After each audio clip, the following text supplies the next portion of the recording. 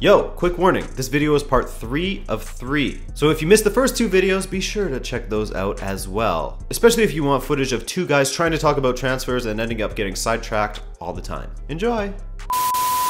So let's talk Real Madrid now. A team that loves to bring in a Galactico, but interestingly, in this past summer, they pivoted away from that. They brought in young Spaniards, and they didn't have that marquee signing or that promising talent that they steal from another club and, you know, overpay, and then he gets wasted and gets sent to Manchester City for 32 million or something like that later on.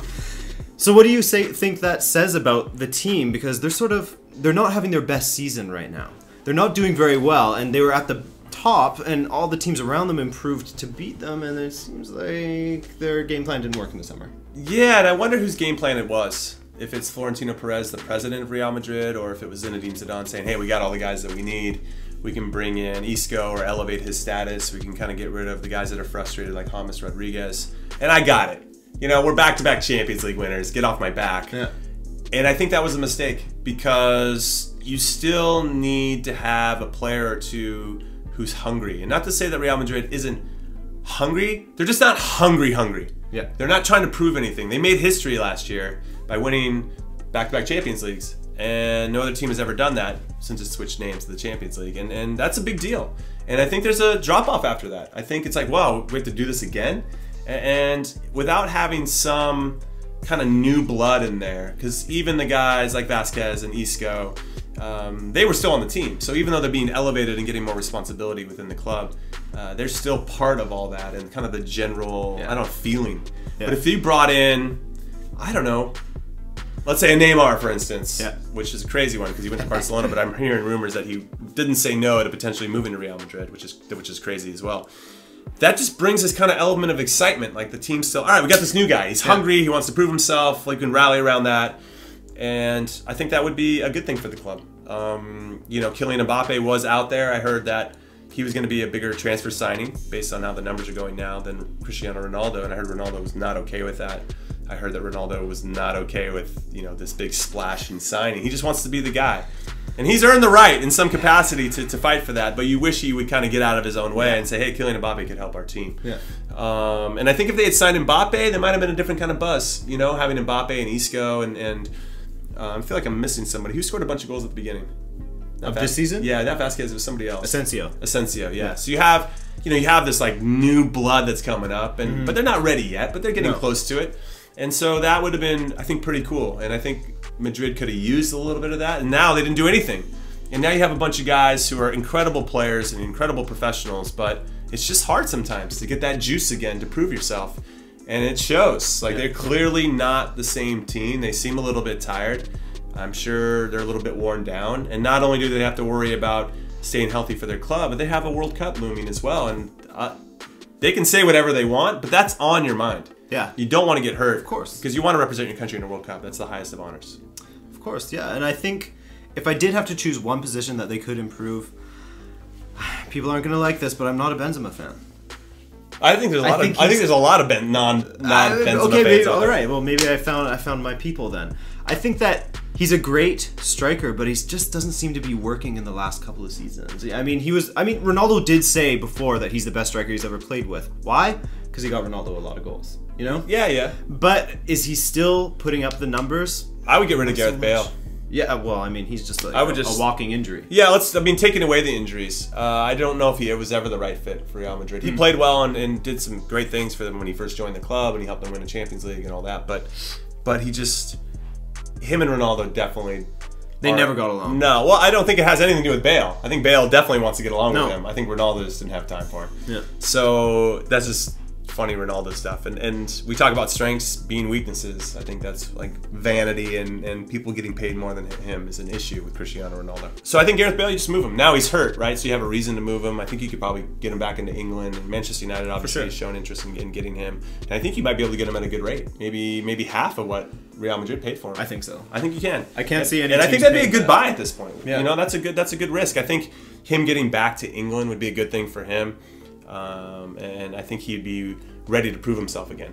Different topic. So I think if you get rid of a Bale, you know, having Mbappe in the wings would have been a really nice move. I think Isco in some ways too, and I had a long conversation with somebody about this, a Madrid fan, that I thought Isco was slowing down the offense a little bit, and it's actually crowded Luka Modric because Luka Modric can't be that box-to-box guy anymore because Isco is occupying the same type of space.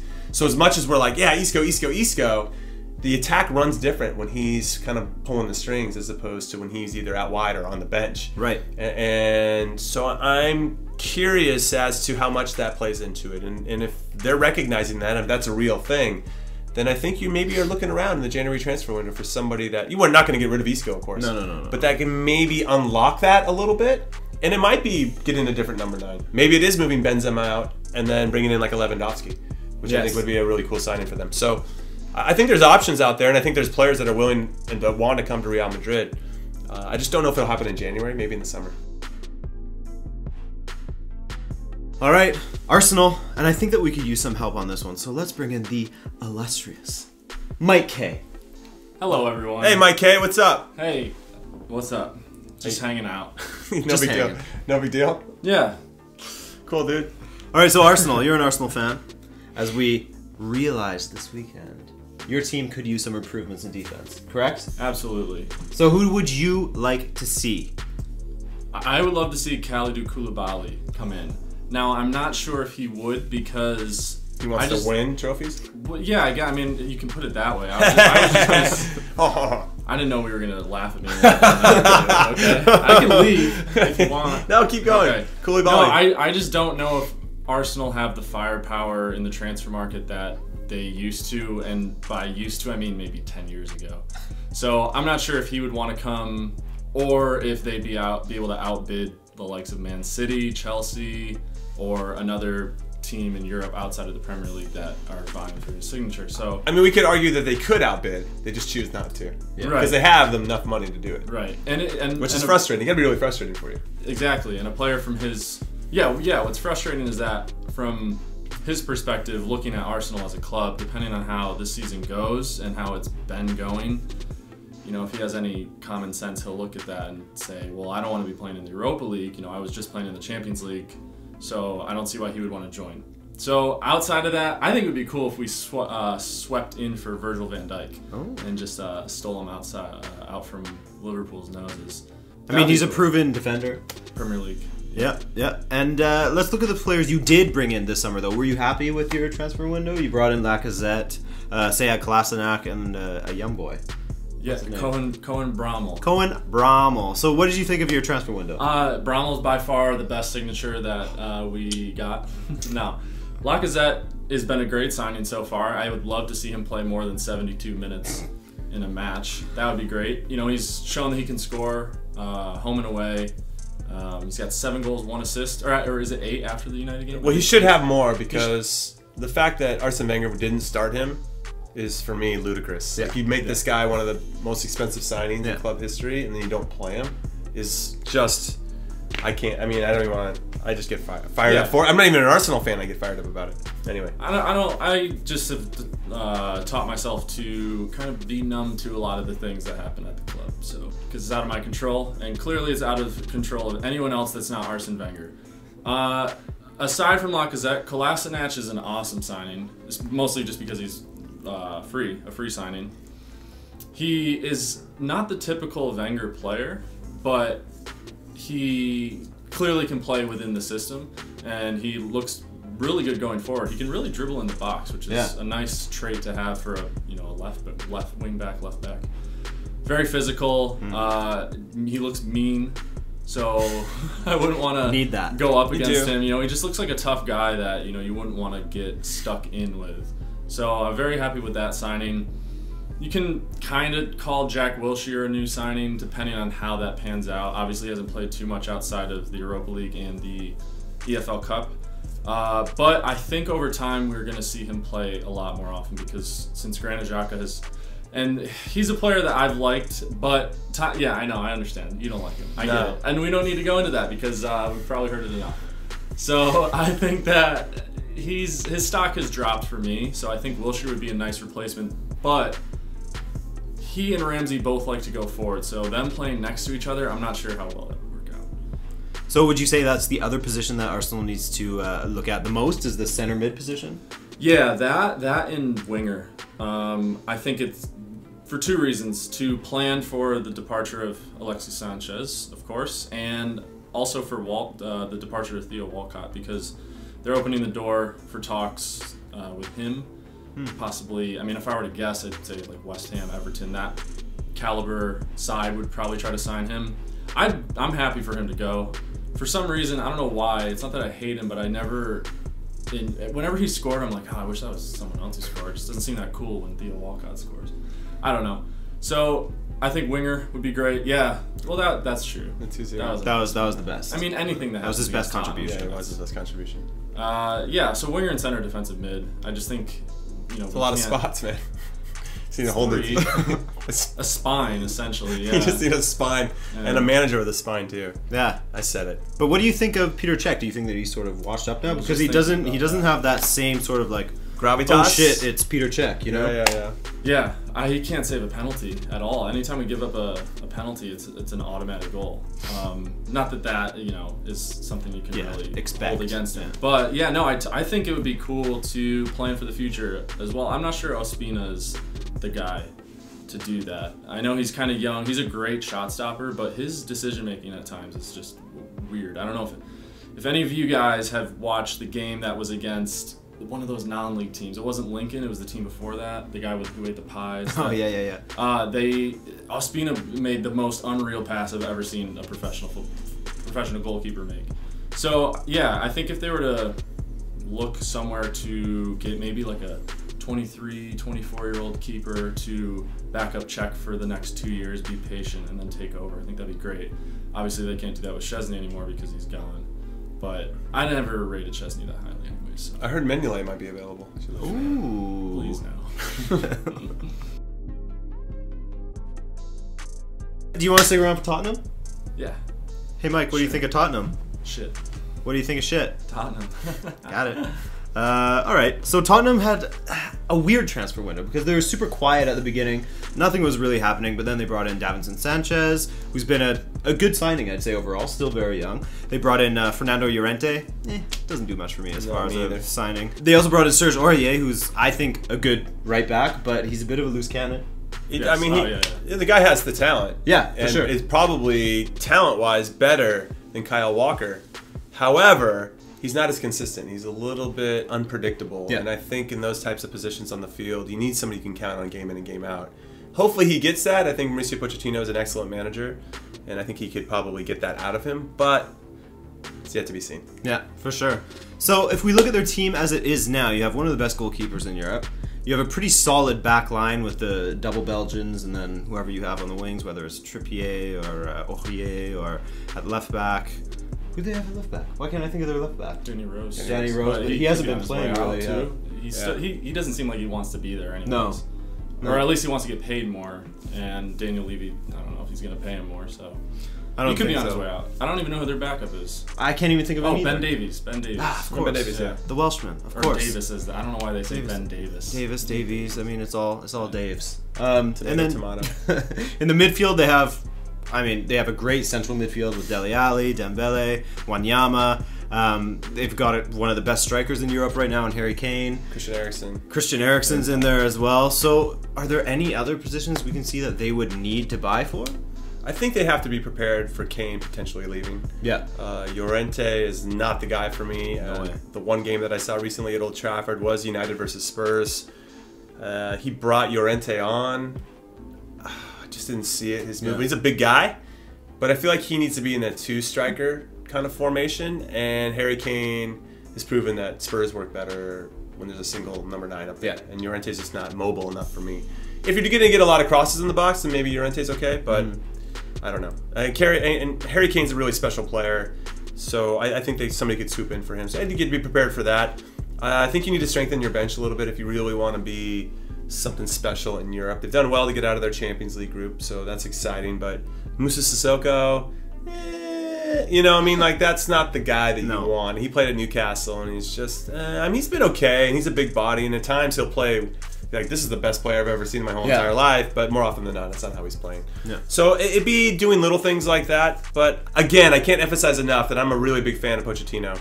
So, whatever his decisions that he's making, it'd probably be the best for the club, and so I just keep giving him the power to do that. Agree? Yeah, I agree. I think the only, aside from preparing for Kane's departure and possibly Eriksen's too, if he were to leave, is that maybe just getting more squad depth on the wings. Because who knows when Eric Lamela is going to get hurt again? Yeah. I mean, who do you really have on the wings besides Son? And Sonaldo. Who's the other winger that, like, who? Beats me. I don't follow this team. Can't think of that. You don't follow shit, apparently. Yeah, I can't think who else is on their team either. Well, clearly not good enough for us to remember. Exactly. Nope. So that proves my point. You know? Proves your point. Let's move on to Liverpool because they have one of the weirdest transfer windows ever because they neglected once again to bring in defenders. They actually got rid of Sacco, who I thought was one of the better performers for Jurgen Klopp in his first season when he took over. If he's causing a problem, though, he has to go. Okay, now that's interesting because I wanted to talk to you about that because as fans from the outside, we always think like, well, how big of a problem could he be causing? But, I mean, he didn't get one look in after Jurgen Klopp made it known that he wasn't wanted. Jurgen Klopp seems like a pretty decent guy. Yeah. Doesn't look to hold grudges, seems pretty agreeable. And if he doesn't like you, then I think something happened. Okay. Words were said that you probably couldn't take back. That's fair. And Jurgen Klopp, instead of trying to manage that personality or somebody that could be unpredictable, just let him go. Yeah. And yeah, maybe it hurts the team in some capacity, but it's probably better for the team overall. Now, they did bring in, I think, the signing of the season across all leagues, and Mohamed Salah, he's been an absolute revelation for them. And they also brought in probably the most pointless signing of the season in Alex Oxlade-Chamberlain. What was that? Was that just the homegrown player number or what? It's hard to say. I mean, it's almost, and not only did they sign him, they overpaid for him, I think, in some capacity. Yeah. So hat tip to Arsenal for getting a good deal there. Good business. If Arsene Wenger's up for anything, it's good business. I think there was hope that Ox would go in and kind of perform at the highest level. I'm sure it's hard on a personal level to have to handle moving from Arsenal to Liverpool. I'm sure he got a lot of grief behind the scenes. I don't know whether he was really adopted and embraced by the Liverpool faithful. They're like, all right, we got Arsenal's second stringer, you know, who in his last game for Arsenal was crap against Liverpool. He was so bad, he wasn't trying very hard. And if you're the fan of the other team, like, why do I want that guy? Like, it's one thing if he killed himself for Arsenal and then he switched over, you know, but they still lost, but he switched over, like, all right, this guy is going to lay it on the line. Yeah. He had his bad performances, but usually you're going to get a good work rate out of him no matter what position he's in. He's going to suck it up if he's playing wing back, which Liverpool don't really even tend to play a 3-back anyways, right? So, but let's give it a year, 2 years, and then we can kind of reflect on whether that was a good signing or not. Sounds familiar. Yeah, just give it a year. Just give it a year. Kim Shellstrom. How's that going? Oh man. But I think if you're a Liverpool fan, you've got to be losing your mind at that point, where it's super obvious that they need a center back. They need maybe an entirely new back line for all I don't know. And you're bringing in players like Alex Oxlade-Chamberlain and a goalkeeper for that. Yeah, that's a really good point. I mean, they overpaid, I think, for the Ox, and then didn't use that money to actually fix the issues on the team. And because their front five is fine, front five is flying. They're awesome. Yeah. So if they retain Coutinho. Or if they don't, then they got to use that money that they got from Coutinho to buy some other players because they need some help to really, like I said, to really make that jump. Yeah, absolutely. Okay. But I mean, none of us are Liverpool fans, so all that we're saying is kind of bullshit. We're just kind of throwing stats and names out there. Why not bring in an actual Liverpool fan? And I got a guy. He's been a longtime friend of mine. Bring him in. Russ, get in here. Everybody, this is Russ. What's up? What's going on? We've been friends for a while. We worked at a restaurant together in Victoria. He was one of the only guys there that I could actually talk about football with in the world now, basically. We still had some, like, pretty much weekly, sometimes monthly phone calls. Just bullshit. Long distance FIFA games when I was living in Montreal. Those were epic. Always went to a shootout. I won. Every time? No. No, well, I mean... Pretty evenly matched. Yeah, pretty evenly matched. I mean, shootouts, come on. It's a coin toss. True enough. But yeah, let's talk Liverpool. You've been a Liverpool fan for a while. How did you start as a Liverpool fan, actually? Yeah, well, it was probably around like 2006, I think. Yeah, because it was right around towards the end of my time in high school, and I'd played soccer all my life, football for those who are so inclined. But so I was like literally kind of trying to decide like what team to follow. Yeah, and I got on YouTube and which is something that people in Europe don't really understand. That you sort of have to find a team to follow whether you're here, and you're sort of at the mercy of like who they're showing on TV on the weekend. Yes. You know, and also like videos of the cop actually like really like kind of got me like fired up about it, I guess. And then so yeah, I kind of like, I guess, chose to support Liverpool, and like 11 years later, here I am through many Here you are. ups and downs. And Can't call him a glory hunter. no. No. All right, so we've been framing this video around transfers, so let's get into that a little bit. So you guys brought in Salah, Solanke, Chambo, and Robertson from Hull. Yeah. So first impressions, I mean, we gotta say it. Salah, signing of the season? Yeah, of course. Like, I mean, I was like kind of excited, and I remember when Liverpool was kind of like going after him a couple years ago. So I was kind of excited when we signed him. I knew he'd be a pretty good offensive player. I guess I don't follow the Serie A that closely anymore, so I hadn't really watched him play. But man, he has definitely blown my expectations out of the water. So, I mean, yeah, I don't know, in the Prem for sure, for the team, and in the Prem, I don't know if there's really been a better. Yeah, and I mean the comparisons to him and Messi, far-fetched. Yeah. Far-fetched. But you can still see in that style, left-footed, style. low center of gravity, like very quick. He's not like, you won't see crazy stepovers and moves like other like skillers in the game, but he can still beat you just on pace and sort of feints alone. And I think they're finishing like although like, I mean, Salah does miss some, but Quite a bit. yeah, which is funny because he does have like 18 goals. Yeah, but, he could be at 36 already. Yeah, but yeah, I can see the comparison. I'm definitely not trying to suggest they're the same player, but I think they do have a similar style. So yeah, it's been really fun to watch him. Okay, so clearly a great signing.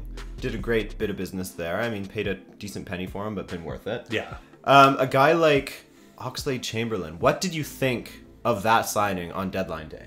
I wasn't like super fired up about it, but I was happy because you know, you always need players to come off the bench. Guys are gonna get hurt, so I always thought it was like a good depth kind of squad signing. I mean, I think it was around 40 million, I believe, and like maybe is a little much for that sort of role. Yeah, but I was never really expecting him to like come in and start ahead of like Firmino and Coutinho and you know, Salah and Mane. So it's always funny to get like a guy off like a big rival like that too. Like, of course. Like, so that was kind of satisfying, I guess, too, that he actually wanted to come to Liverpool. Exactly. There's going to be that you're buying from a rival, and on top of it, he's English, so there's always like that English additional fee, basically. Additional $10 billion. Tack it right on. Yeah. And Robertson, a guy that we've shifted into, I'm not part of Liverpool, a guy that's shifted into left back. So let's talk about him versus Moreno. And are either of these guys the permanent solution at left back, or would you like to see someone else?